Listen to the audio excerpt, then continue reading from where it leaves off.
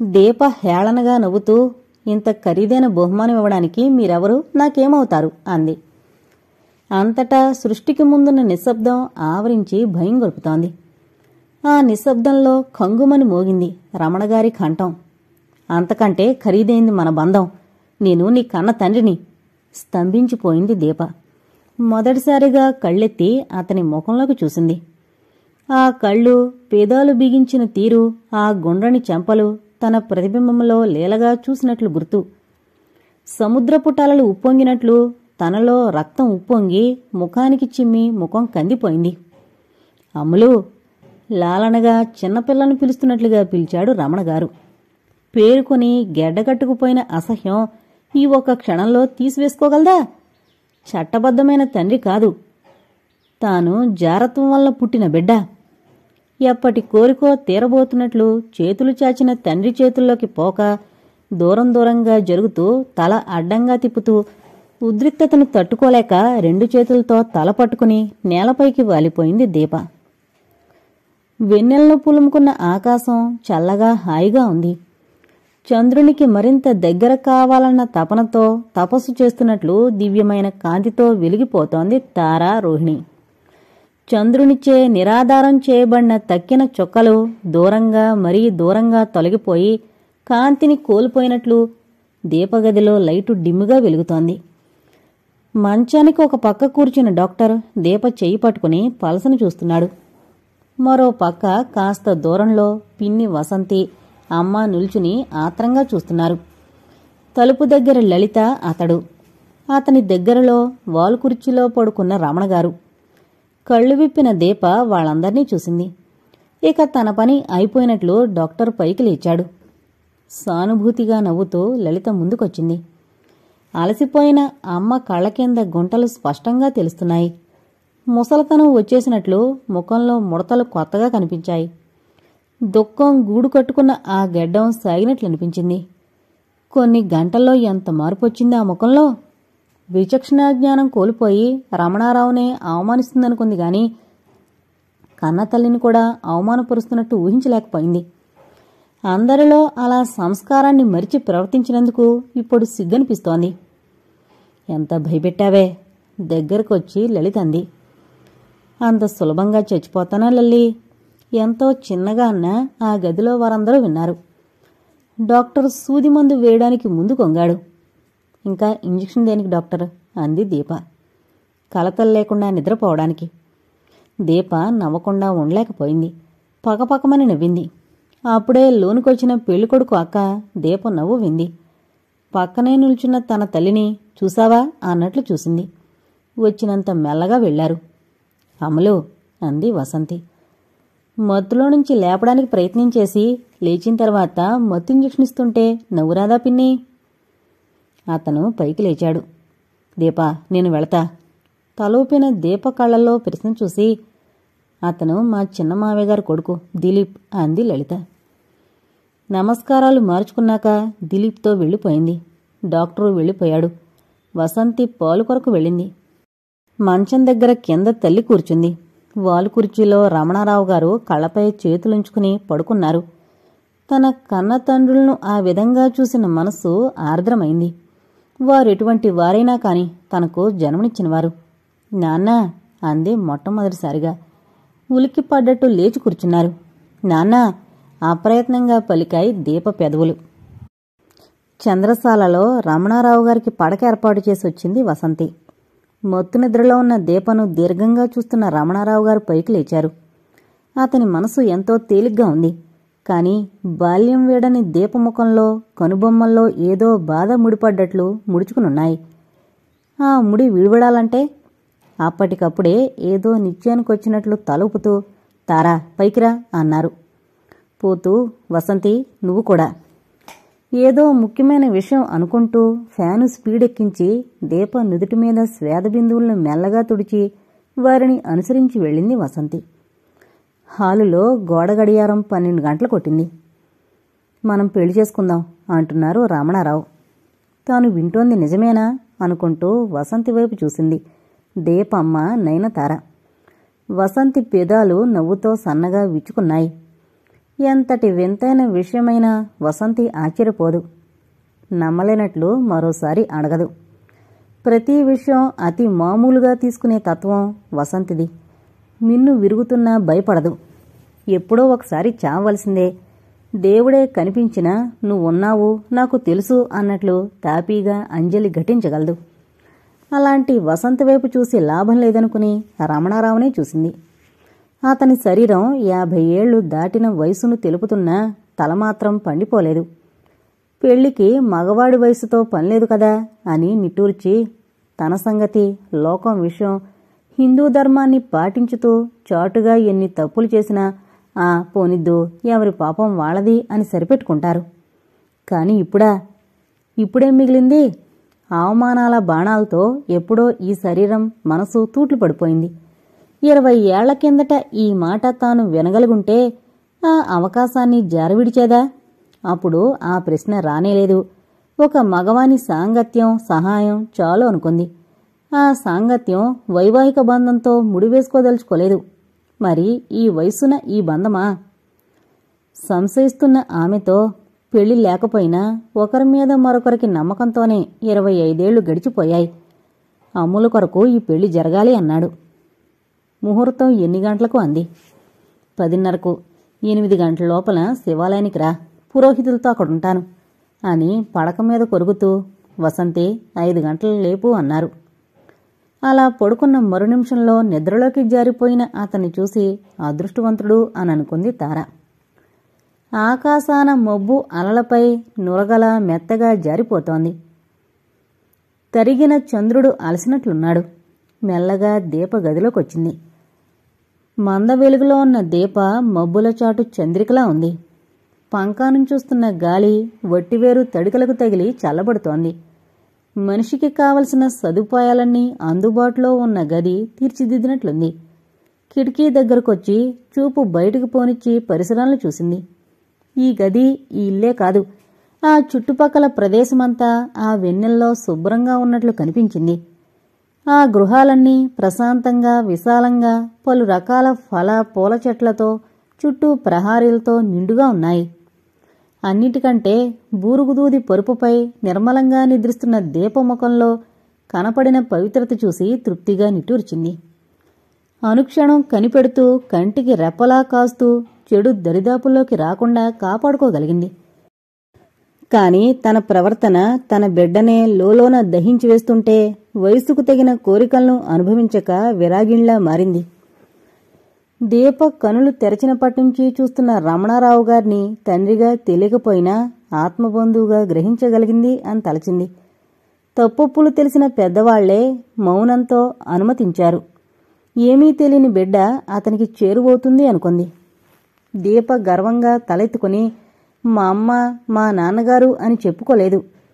అలాంటి పరిస్థితులు ఎందుకు కలిగాయో దీపకు తెలిస్తే తనను క్షమిస్తుందా?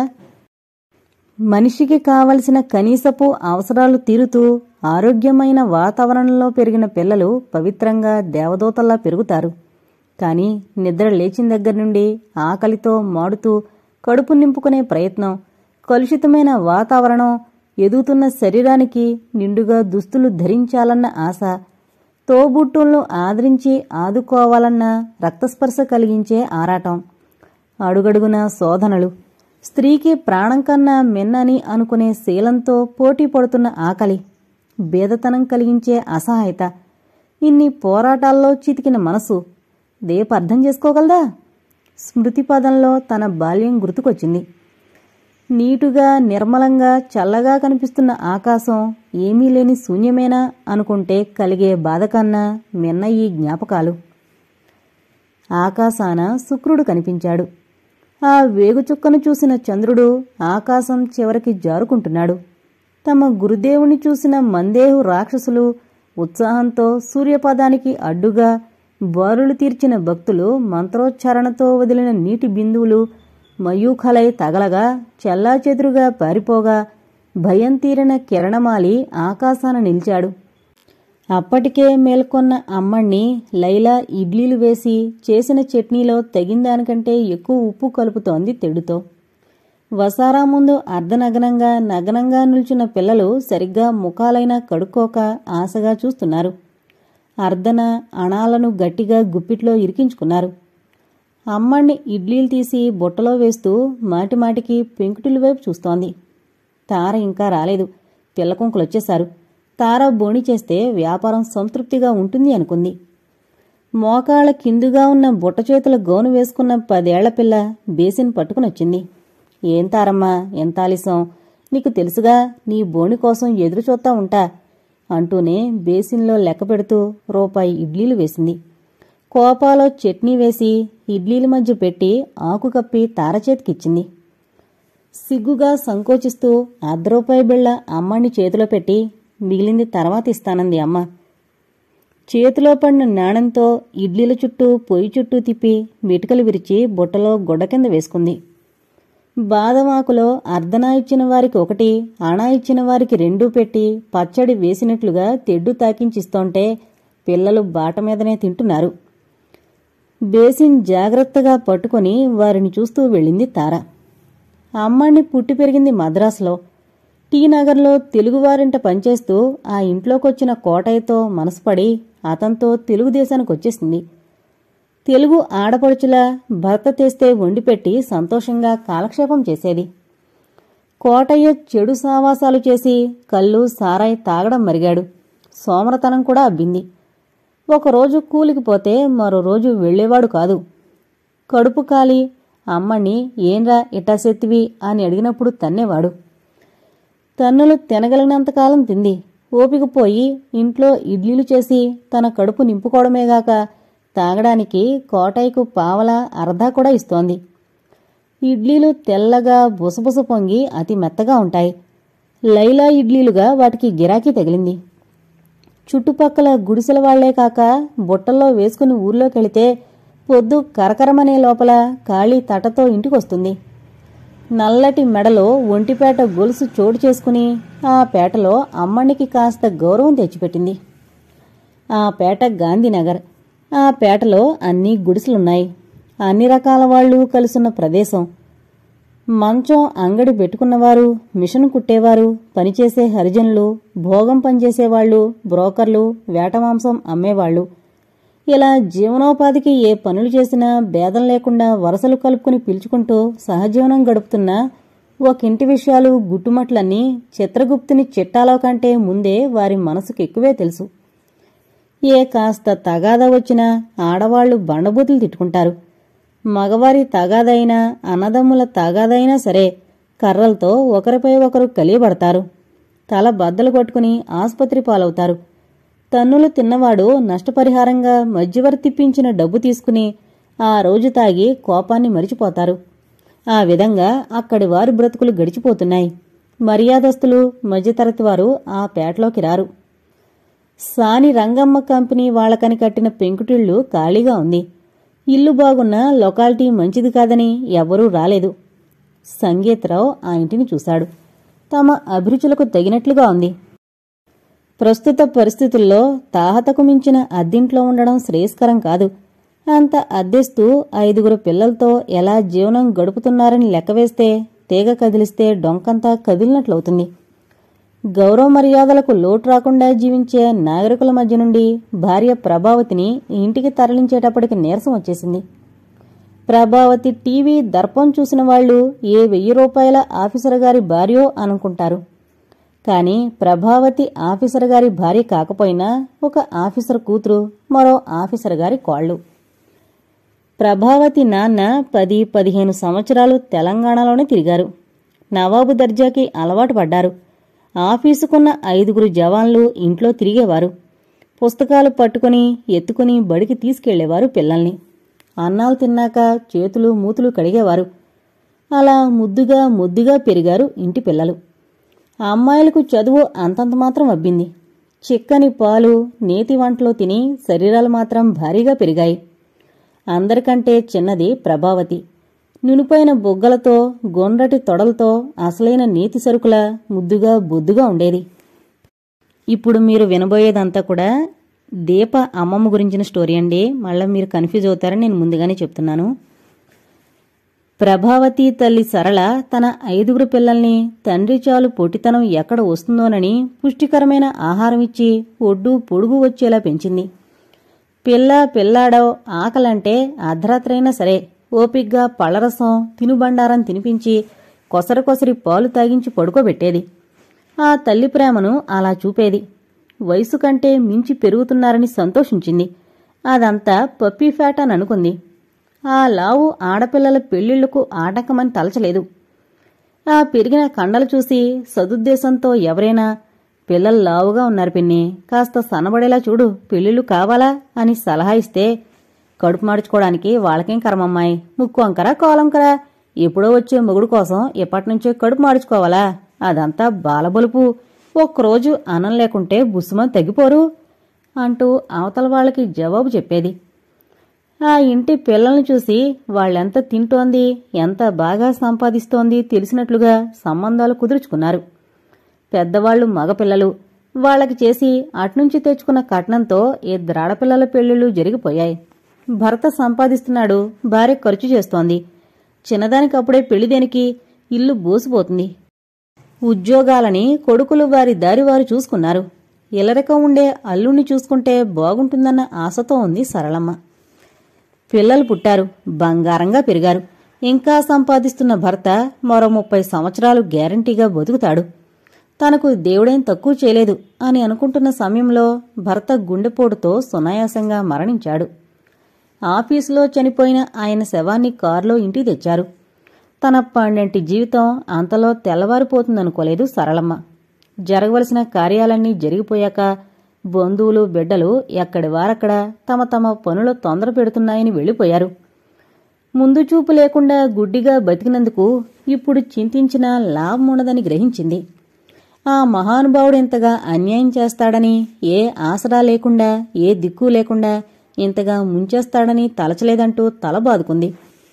రాయిలా ఉన్న మనిషి మరో 30 లేదా 10 సంవత్సరాలైనా బ్రతకడా అని అనుకున్నాను. దేవుడోయ్ అని రోదిస్తుంటే ఓదార్చుతున్న వాళ్లు ఒకరి మొఖాలొకరు చూసుకున్నారు. ఆయన న్యాయం అన్యాయం సంపాదన అంతా ఆమెకి ఇచ్చేవాడు. సంపాదించడం, భార్య చేతిలో పోయడం తన పని అయిపోయిందనుకున్నాడు. ఆడపెత్తనం, ఉదారంగా వచ్చిన డబ్బు నీళ్లలా ఖర్చు చేసింది. కష్టార్జితమైతే దాని విలువ తెలిసేది. ఆడముండకేం తెలుసు ఆస్తులు సంపాదించుకోవాలని. అంత ఉపాయం ఉంటే ఊరు ఏలకపోయిందా? పుట్టింటి మమకారంతో అన్నలకు చాటుగా మాటుగా దాచుకుంది పంపేది.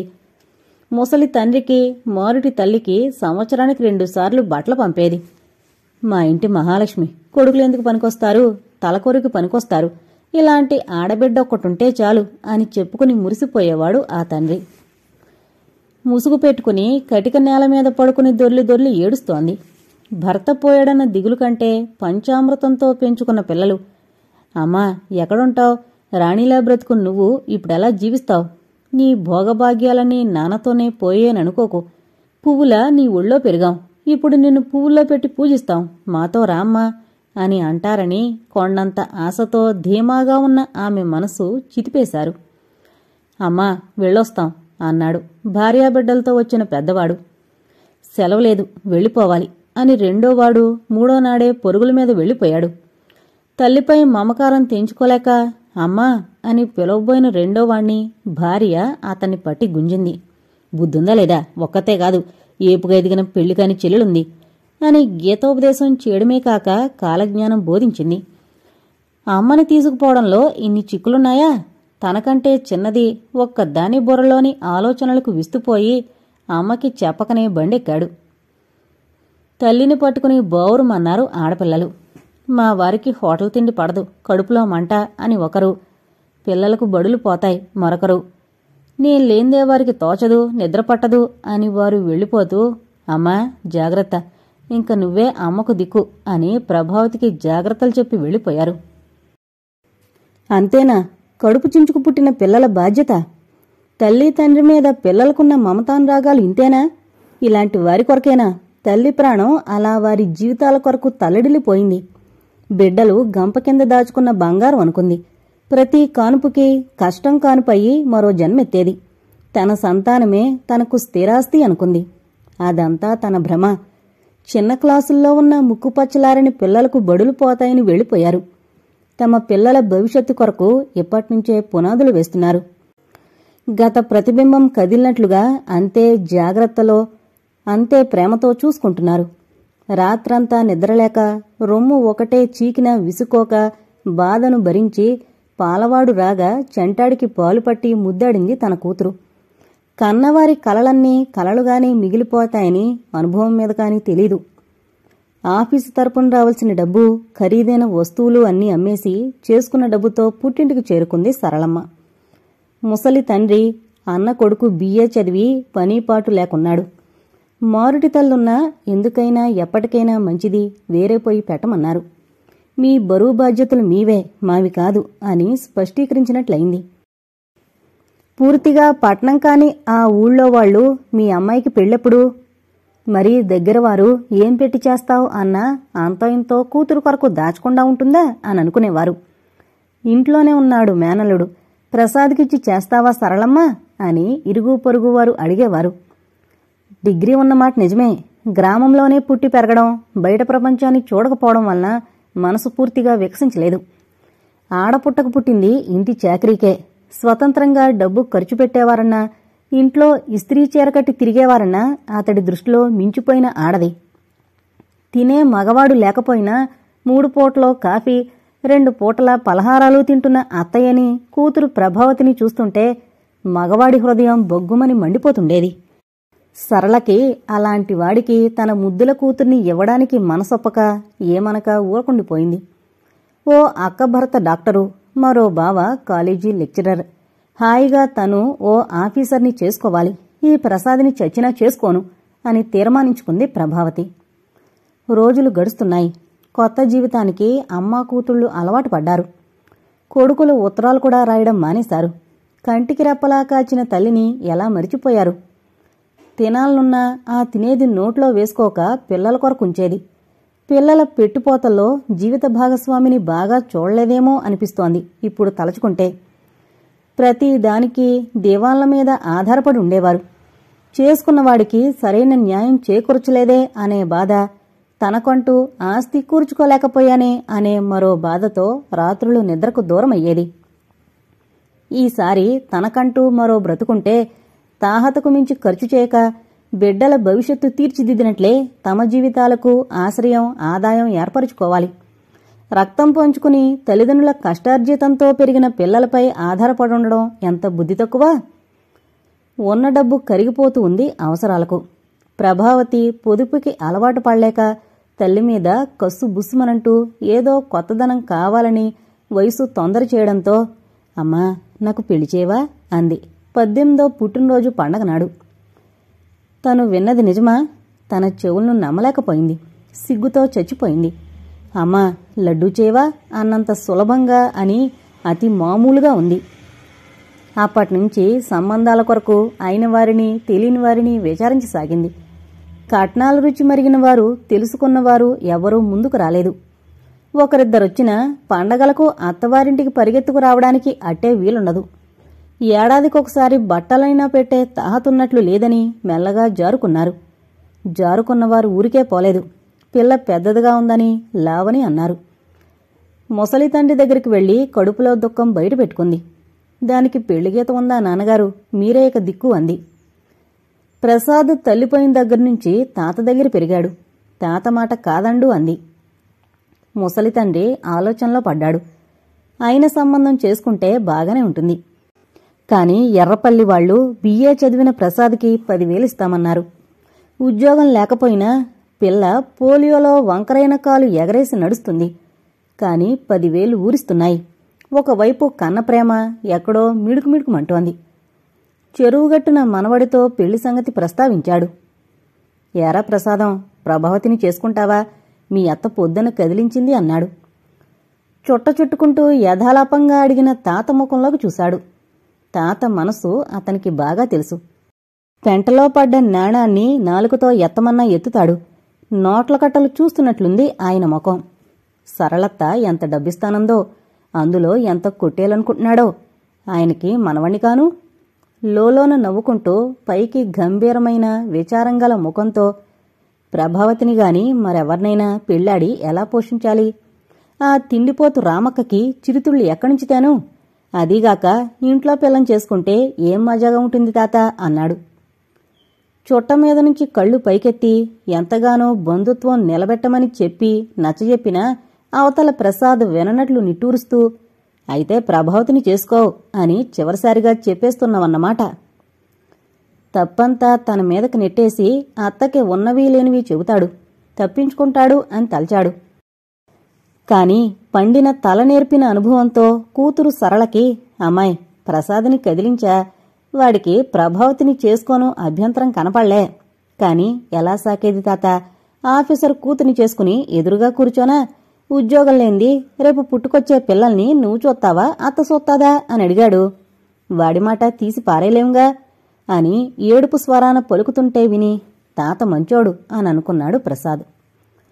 అపహారణ వేళ ఊరు కునుకు తీసేవేళ సరళమ్మ ఇంట్లో నుంచి కమ్మని పోకుడీల వాసన ముక్కుకు తగిలి నోరూరిస్తుంటే పక్కవాటాలో ఉన్న సరళ సవితి తల్లి ఇక పడకలో ఉండలేకపోయింది. నోట్లో ఉన్న వక్కాకు ఊసి నోరు పుక్కిలించి సరళమ్మ వాకిటొచ్చి నిల్చుంది. పంచలో నవారు మంచంలో ఉంది. తలకింద దిండ్లున్న తలకిందుగా వాలుంది. పగల కూడా అలిసిపోయినట్లు గురక పెడుతోంది సరళ. ఆ పడుకునే తీరు చూసి అంతా ముసలాయన పోలిక అని నవ్వుకుంటూ వాసన బట్టి గదిలోకొచ్చింది. బాండీలో నుంచి దేవి గిన్నెలోకి వేస్తోంది ప్రభావతి. మరో చేతితో వేడివేడిగా ఘుమ్ఘుమ్లాడుతున్న పొకుడీలను నోట్లోకి వేస్తోంది. చొరవగా వచ్చి పీట వాల్చుకుంటూ ప్రభావతమ్మా, నువ్వు పిలవకపోయినా నీ పొకుడీలు నన్ను లాక్కొచ్చాయి, మరేం చేస్తావో అంది. గిన్నెలో మిగిలిన పిండి నూనెలో వదులుతూ అమ్మమ్మ అదో ఆ పళ్ళు వందుకో అంది. కూర్చుంది మరల మోకాలు పట్టుకుని లేచి బిందెల వద్దున్న చిన్న పళ్ళాలు కడిగి తెచ్చింది. ప్రభావతికి చిన్న పెద్ద తేడా లేదు. ఎవరు కనిపించినా పని చెప్పి చేయించుకుంటుంది. పాపం పనివాళ్లతో చెప్పి చేయించుకున్న అలవాటు.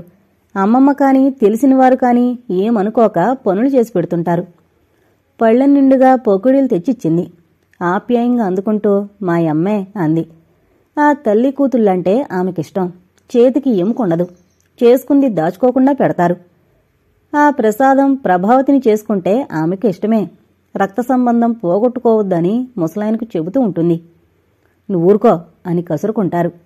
పరాయిదానికే ఇంత జాలుంది, సొంత కూతురు బిడ్డని కాదంటాడేమిటా అని అనుకుంటుంది బోళా మనిషి రెండో భార్య. సరళమ్మ కంటే 10 ఏళ్లు పెద్దదో లేకపోతే ఆ ఈడుదో తెలీదుగాని పళ్ళు మాత్రం కొన్ని ఊడిపోయాయి. పిల్లల్లేరు. ఆ దిగులు ఉన్నట్లు లేదు. 24 గంటలు నోట్లో తమలపాకుంటే చాలు సంబరంగా ఉంటుంది. చీకు చింత లేకుండా కబుర్లతో కాలక్షేపం చేస్తుంది. ఆ ఊరిలో పుట్టి పెరిగింది. మరో ఊరి ముఖం చూడలేదు. శబ్దం చేస్తూ తింటున్న ఆమెను చూస్తూ ఇలాంటి జీవితాలు కూడా ఉంటాయి అనుకుంది ప్రభావతి. ప్రభావతమ్మా, మరి పెళ్ళెప్పుడు? మీ అమ్మ తాత ఎప్పుడు చేస్తారట? ఇదే పెళ్ళి అంది పోకోడీ తింటూ. తిండి తినేటప్పుడు పెళ్ళి గిళ్ళి జ్ఞాపకం రాదు. నోటి దాన కాలక్షేపానికి సినిమాలు లేనప్పుడు మంచి ఆఫీసర్ని చేసుకుని ఈ ఊర్నుంచి వెళ్ళిపోవాలనిపిస్తోంది. ఆమె పకపకా నవ్వుతూ ప్రభావతమ్మా, చాలా బాగున్నాయి, ఎలా చేశావు? ఎన్నాళ్లు చేసినా ఈ రుచే రాలేదు అంది. చేతికి అందిందంతా వేశా. మజ్జిగలో నుంచి తీసి ఉంచిన వెన్న సీసాలో జీడిపప్పు అయిపోయాయి. అమ్మ ఏమంటుందో అనుకుంటూ అంది. బయట గురక ఆగిపోయింది. అమ్మ లేచినట్లుంది అంటూ పైకి లేచింది. పళ్లంలో మిగిలిన ఉల్లిపాయ ముక్కలు పచ్చిమిరకాయ ముక్కలు కూడా నోట్లో వేసుకుని మరి వెళతా మీ తాత లేచినట్లున్నాడు అంది. కూతురు స్వయంగా పోకుడీలు చాలా రుచిగా చేసి అలిసిపోయిందని సరళమ్మ విసుక్కోకుండా ఆ సాయంత్రం జడలుతూ ఉంది. అమ్మా, నువ్వు రాకూడదు సినిమాకి. తల్లికి సినిమాకి పోతున్నానని చెప్పే విధమది. ఏంటి, నువ్వు వెళుతున్నావా? ఎవరితో? మొన్ననే కదా వెళ్ళావు. ఆ ఊర్లో ఉన్నది ఒక టూరింగ్ టాకీస్. 3 రోజులకొక సినిమా మారిపోతుంటుంది. 8 గంటలకు మొదలు పెడతారు. చేపలు జంపకానాలు తీసుకుని పోతారు నేలవాళ్లు. రోజుకొక షో మాత్రమే వేస్తారు. సాయంత్రాలు ఇంట్లో ఉంటే ఏదో గుబులుగా ఉంటుందే. కూతురన్న మాటకి చల్లబడిపోయింది. నోటితో నవ్వి ఇంత తింటున్నా దానికి లోన ఎంత దిగులుగా ఉందో మరి అభ్యంతరం చెప్పలేదు. కాని ఇంట్లో ఉన్న ప్రసాదాన్ని తీసుకోకుంది. పిచ్చిపిల్ల అనుకుంటూ బావని తీసుకుపో అంది. అమ్మమ్మ వస్తుంది. ప్రసాదంని చేసుకుంటావటే? మెల్లగా అడిగింది. తల్లో ఇన్ని పూలు తురుముకుంటూ, ప్రసాద్ బిఏ పూర్తి చేయలేదు, వాణ్ణి చేసుకోను అంది. ఏంటి, బిఏ పరీక్ష కాలేదు? ఆశ్చర్యంగా వింది. కోతలు కోశాడు పిచ్చి తాతయ్య, బిఏ అనుకుంటున్నారు. అమ్మో, ఎంత మోసం! బొగ్గలు నొక్కుంటూ ఉండిపోయింది. నీకెవరు చెప్పారు అంది. బాబాయ్ పెట్లో చూసా, ఎవడో ఫ్రెండ్ రాసిన ఉత్తరం ఉంది, మళ్ళీ బిఏకి కట్టమని సలహా ఇచ్చాడు. హుషారైన కూతుర్ని ప్రశంసగా చూసింది. ఎంత గండం గడిచిపోయిందో అన్నట్లున్నాయి ఆమె చూపులు. మరి ప్రభావతి ప్రసాద్ని పెళ్లి చేసుకుంటుందా, లేక తను కలలు కన్న ఆఫీసర్ని పెళ్లి చేసుకుంటుందా అనేది ఇంకొక ఎపిసోడ్లో చూద్దాం. అంతవరకు సెలవు.